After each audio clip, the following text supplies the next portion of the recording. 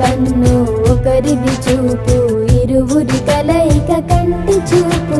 ఒకరిది మాట ఒకరిది భావం, ఇరువురి కదలిక కదిపిన కథ ఇది ప్రేమ